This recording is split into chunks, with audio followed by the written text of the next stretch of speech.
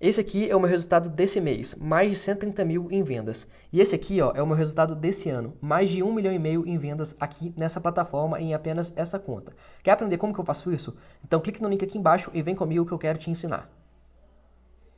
Esse resultado de 5-0, como explicar que o Corinthians conseguiu esse resultado diante do Fluminense? Estava com muita vontade, muita sede ao pote? Porque não jogava, não tinha jogado ainda em 2021, primeira partida, né? Bom, podemos começar dizendo que o Corinthians jogou melhor que o Fluminense. Sim. 5-0, eu acho que é um bom início, uma boa pista. O que a gente pode dizer é que o Corinthians quis jogar hoje. O Corinthians quis jogar, quis competir, entrou com fome. O Corinthians tinha um objetivo hoje que ele conseguiu. Eu fiz as contas à tarde, me preparando para o jogo, eu falei, o Corinthians não vai conseguir golear o Fluminense. Se ele goleasse o Fluminense como goleou, ele ultrapassaria o Santos. Ele não só ultrapassaria o Ceará, como ultrapassaria o Santos. Ele teria que vencer por 5-0 para terminar a rodada em 8º lugar no lugar do Santos. Ele ficaria com um saldo de gols, um gol acima do Santos. E ele conseguiu. Ele fez 5-0 no Fluminense completamente prostrado em campo, pouco competitivo, sem variação, com um jogo completamente anacrônico, e o Corinthians foi passando por cima. O Corinthians fez, de fato, um bom jogo. Mesmo quando o Fluminense ainda tinha alguma organização no primeiro tempo, o Corinthians já era melhor, já poderia ter feito mais do que um gol no primeiro tempo. Mas fez só um com o Jô. E o Fluminense tinha erros crassos no jogo, gravíssimos, principalmente de marcação pelo lado esquerdo, né? O Danilo Barcelos fez um jogo muito ruim. O Wellington Silva, que era o responsável pela recomposição, que fez isso muito bem no Fla-Flu hoje, também estava disperso, estava completamente fora de sintonia. E aí os erros de marcação do Danilo Barcelos, que são muito conhecidos, ele é um jogador ofensivamente melhor, é bom na bola parada, começaram a aparecer. E o Corinthians se deu conta disso e no segundo tempo abriu de vez a avenida e conseguiu construir a goleada. Não foi só culpa do Danilo Barcelos, mas foi o caminho mais fácil que o Corinthians achou para conseguir transformar a sua superioridade em numa goleada contra o Fluminense. Talvez tenha sido, talvez não, com certeza a pior atuação do Fluminense no campeonato. Um time desatento, completamente distante daquela equipe competitiva do Odair Helma. São 5 jogos já sem o Odair, o Fluminense perdeu 3, empatou 1 e só venceu o Fla-Flu. E o Corinthians cada vez melhor com Wagner Mancini.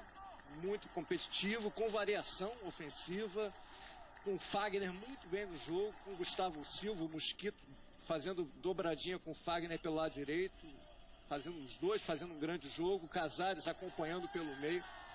E hoje não teve o Otero, que está com Covid, jogou o Vital e também fez um bom jogo. Do meio para frente, o Corinthians foi muito bem no jogo, Cantígio fazendo a distribuição, o Gabriel no seu costumeiro papel de caçador, mas mais equilibrado, mais tranquilo.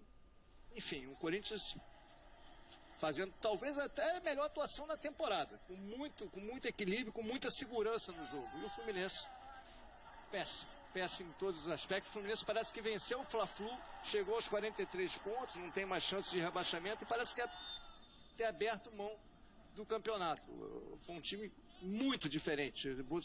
Poderia até perder o jogo, mas perder competindo. O Fluminense hoje, gente, não conseguiu competir. A goleada foi muito merecida. O Corinthians jogou para golear e alcançou seu objetivo. E essa vitória por 5-0 é a maior goleada que o Corinthians conseguiu aplicar no Fluminense em 113 partidas entre os clubes em toda a história, inclusive. Na hashtag Troca de Passes, o Nico colocou: faz muito tempo que eu não vi o Timão jogar e ganhar de 5. Vou dormir bem hoje. Eu acredito mesmo que o torcedor vai dormir muito bem e tranquilo, Led. Karine, a única vitória do Corinthians por 3 gols de diferença tinha acontecido no dia 23 de janeiro. O Everaldo deu essa informação na transmissão, acho que foi contra o Botafogo de Ribeirão Preto, dia 23 de janeiro de 2020, né? Então vai fazer um ano dessa vitória por 3 gols. Depois o Corinthians ganhava de 1-0, empatava de 0-0, 2-0, enfim, são números históricos, não só no confronto contra o Fluminense, como no desempenho do Corinthians em toda a temporada. O Mancini chegou muito contestado, muita gente duvidando dele. Ele arrumou a defesa, deu confiança ao time e agora está soltando o time. O time está começando, a cada rodada que passa, a ter mais confiança e aumentar o seu repertório ofensivo. Tudo bem que hoje o Fluminense ajudou. O Fluminense hoje facilitou muitas coisas para o Corinthians, mas o Corinthians tem feito bons jogos. E agora tem um mais importante ainda. Segunda-feira, clássico contra o Palmeiras, contra o finalista da Libertadores, o Palmeiras. E aí vai ser uma outra situação. A gente vai ter que ver se o Palmeiras vai ter foco no campeonato. Acho que sim.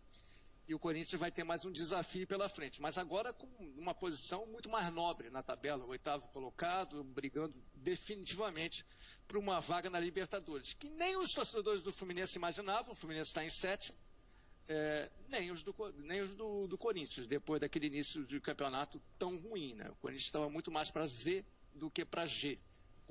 E agora o Corinthians está muito mais próximo de uma Libertadores. Então, são duas campanhas surpreendentes. O que destoou hoje foi a atuação do Fluminense. Bom, agora eu vou passar aqui a bola também para o Pedrinho, para o Serginho Xavier, para a gente conversar sobre esse 5-0. Eu estava dando uma olhada aqui na hashtag Troca de Passes que o Bruno de Oliveira está bem empolgado. Colocou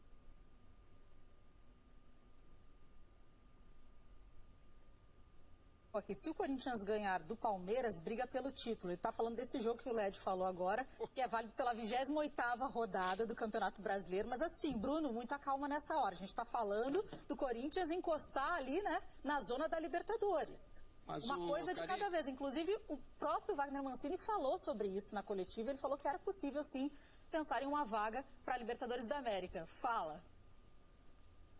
Eu acho que é difícil o Corinthians ganhar um campeonato, mas como ninguém quer ganhar, ele pode se candidatar também, né? O título está aí, né? O Campeonato Brasileiro está se oferecendo. Que isso? Me dá ele aqui que eu quero.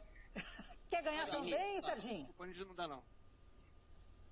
Não, eu quero só fazer um reparo, porque eu estou ficando nervoso cada vez que aparece a nossa tela aí, e a gente está com a nossa classificação errada, porque tanto gol que o Corinthians marcou hoje, cadê? O Corinthians não subiu na posição, aí atrás de você. Verdade, hein? Verdade, hein? O Corinthians... Produção! O Corinthians na frente do Santos, exatamente.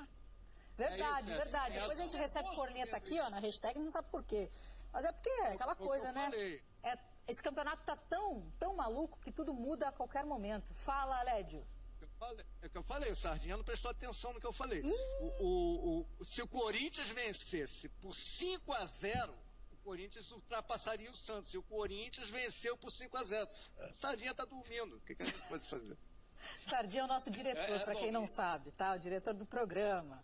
Mas ele tá bem quietinho aqui no meu ponto eletrônico, nem se manifestou. Ele falou que nem é responsável por isso. Tá aqui, agora se manifestou. Fala, Serginho. Não, só para a gente encerrar esse capítulo matemático e para o Pedrinho falar, você já tinha pedido a palavra para ele, eu queria lembrar o seguinte, né? Com a vitória hoje do Santos, né, a gente vai ter uma final brasileira de Libertadores, já temos o Palmeiras e Grêmio, né? Times que estão lá em cima, né? O G4 tá...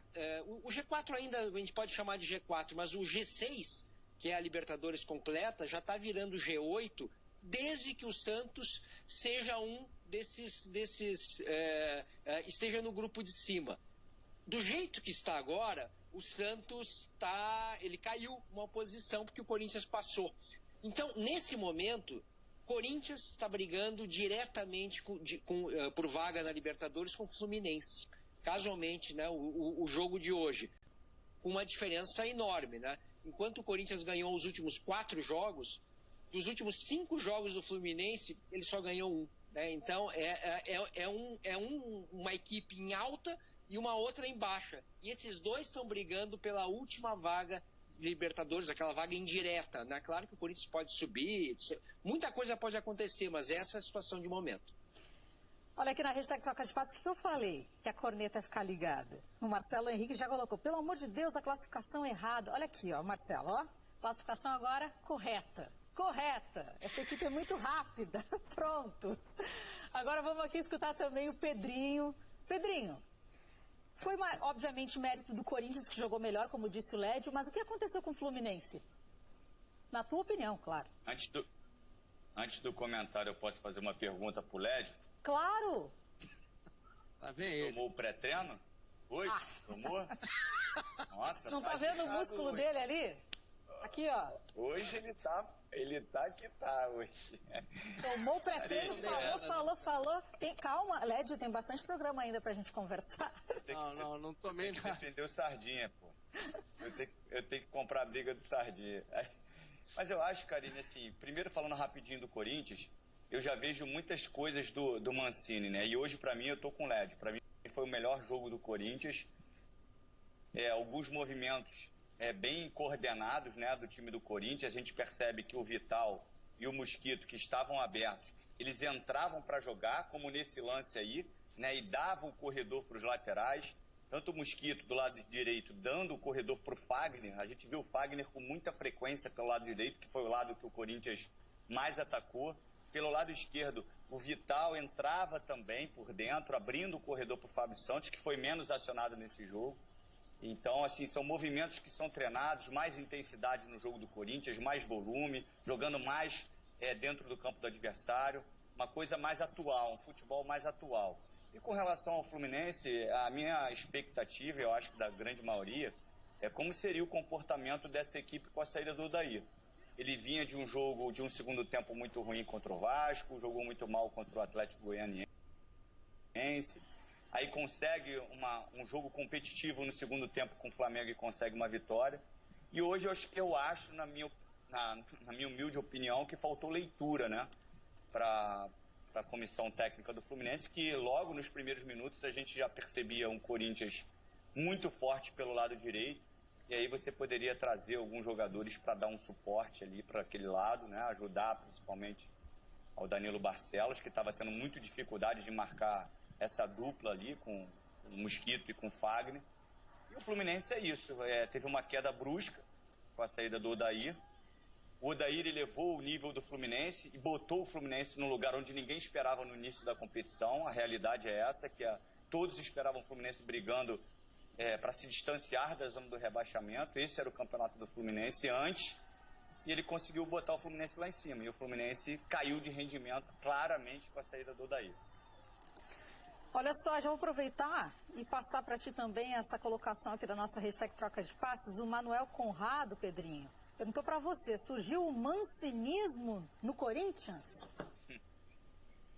Esses apelidos aí eu não gosto não, mas assim, mas é o dedo do Mancini, assim. Hoje eu percebi um Corinthians, eu acho até pelo tempo, um pouquinho de tempo que o Mancini teve para treinar, durante esse período que ele foi ganhando os pontos, isso também foi muito necessário, Karine, que ele de repente não jogava tão bem, ia somando os pontos, e isso dava confiança para os próprios jogadores. Algumas questões individuais, como o Casares, eu acho que o potencial dele é enorme, tem uma capacidade para definir o jogo, bom passe, mas precisava criar uma responsabilidade de ser profissional ao extremo para dar uma resposta dentro de campo. E a resposta está vindo, está fazendo os gols, eu acho que isso vai dar realmente confiança para ele continuar nessa sequência. O crescimento do Fagner, que passou um período de dificuldade hoje, sendo muito agudo dentro do jogo. Eu acho que a gente já vê um Corinthians com a cara, pelo menos o rosto assim, do seu treinador nesse jogo, que para mim ficou bem nítido, que foi o melhor jogo do Corinthians na temporada. Inclusive, Pedrinho, a gente tem uma análise tática do segundo gol do Corinthians, que a gente vai colocar para também acompanhar e vocês discutirem. Vamos colocar aqui, então, que aí eu consigo falar do lance e já passo a bola aqui para vocês comentarem. O Danilo Barcelos avança, só que ele não volta para marcar. E aí o Gustavo Mosquito aproveita o corredor na direita, pelo lado ali, para puxar o contra-ataque. Aí encontra depois o Casares e tudo acaba em gol para o Corinthians. Na realidade, Karine, o erro ali do Fluminense não foi nem do Danilo, né? Porque o Danilo está se apresentando e quando o lateral passa, obviamente, você tem que ter um cuidado nesse passe, né? Porque olha onde está o Danilo. Ele se apresentou lá na frente, dando uma opção de passe, e aí você tem que ter conhecimento se tem alguém atrás do Danilo para fazer uma proteção, caso você erre o passe, ter uma cobertura. Não, ele erra o passe, um passe por dentro, e aí abre as costas justamente para fazer uma transição rápida. O Pedrinho, eu digo que o Corinthians está com os princípios de jogo bem afinados. E um desses princípios é a transição ofensiva. Aí nesse lance aí, ó, Karine. Então, mas o Nenê tentou calcanhar ali, né? Um lance difícil, né? Ele tá de costas, um jogo amarrado, congestionado, para ele dar... Vai, pode ir. Só para ilustrar e se voltar aí, não sei, não dá para ver qual jogador, até que eu tô sem óculos. Coloca a lupa. Se o Nenê dá uma chapada, se o Nenê dá uma chapada do lado ali, é um jogador que tá na frente do Danilo Barcelos. Ele só dá de chapa para ele ali, ó. Tem um jogador, o Danilo Barcelos está lá aberto. Tem algum jogador aqui ó, que me fugiu. Se ele dá a chapinha aqui, esse jogador recebe e o Danilo Barcelos ia estar lá no corredor para receber. Ele tenta dar... Eu acho que ele nem tenta dar a letra. Eu acho que ele abre as pernas para o Wellington Silva receber. Era o Yuri. E aí deu o contra-ataque. Yuri. Isso. Pedrinho, coloca a tua lupa aí. Oi. Não tem problema não, tranquilo. Tá em off. Desculpa, Serginho, desculpa. Não, imagina, você tem que falar na hora, porque a imagem é essa. E até porque eu ia falar de algo que não está na imagem, né? A gente falou bastante de Mancini, eu queria só lembrar um outro nome, que é Fábio Santos. Do momento que o Fábio Santos chega no Corinthians, o Corinthians não perde mais com ele. O Fábio Santos em campo, não tem derrota do Corinthians. E não é uma questão técnica, tática um pouco, mas... na minha opinião, é uma questão de liderança, né? A partir do instante que o Fábio Santos chega, a gente começa a ver um rendimento maior de Casares, um rendimento maior de Otero, o próprio Luan mais ligado. Quer dizer, o Fábio Santos, ele se soma ao que eu chamo dos históricos do Corinthians, né? Cássio, Fagner, Gil.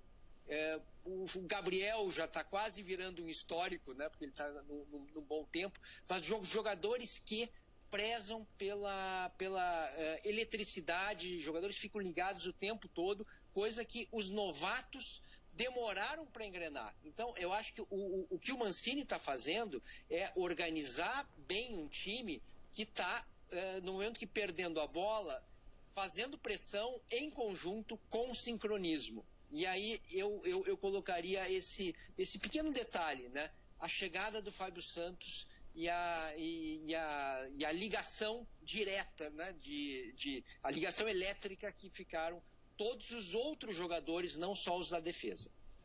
Vamos aproveitar para ouvir o que falaram Fagner e Danilo Barcelos depois desse resultado por 5-0. Motivo de felicidade, né? Começar o ano primeiro com uma vitória, né? A gente vinha numa sequência boa, né? E a gente poder retomar depois de quase 15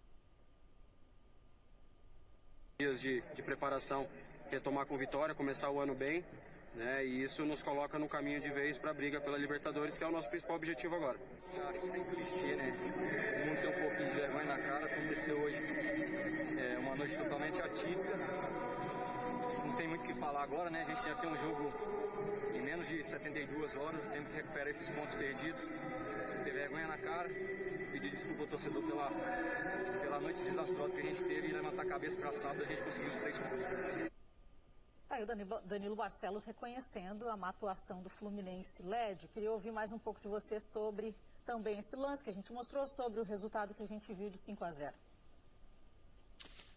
A defesa estava exposta no contra-ataque. O Danilo até tentou voltar, mas ele não conseguiu alcançar o Gustavo. O Gustavo e o Fagner foram os melhores jogadores do Corinthians. O Fluminense estava completamente desajustado. E a recomposição aí não foi só do Danilo, não. O Danilo ainda voltou, mas ele não voltou a tempo. E agora o resto do time voltou com muita lentidão. Sobre o Fábio Santos, o Serginho tem toda a razão. Ele dá muita segurança, dá muito equilíbrio ao time, né? É um lateral muito seguro, né? Ele conhece os atalhos, ele conhece o Corinthians, ele não sente o peso da camisa. Então, aquelas contratações que você não se importa muito na hora e depois você vê o quanto ela trouxe de benefícios para o time, né? Como ela foi acertada. Por exemplo, o Michel Araújo é um jogador que funciona muito pelo lado direito do ataque do Fluminense. O Uruguai saiu no intervalo por quê? O Fábio Santos botou ele no bolso. Ele não conseguiu jogar. Ele não conseguiu achar o posicionamento em campo.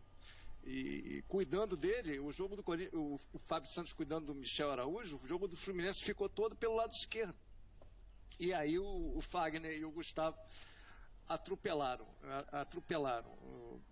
E é muito importante, é muito bom você ver o Corinthians jogar ofensivamente, né? Um jogo mais arejado, mais moderno. Né? Você se acostumou por tanto tempo vendo o Corinthians com aquele time fechadinho, defensivo, econômico na hora de atacar. Quando você vê um Corinthians goleando, jogando com essa convicção, de forma tão arejada, é legal de ver.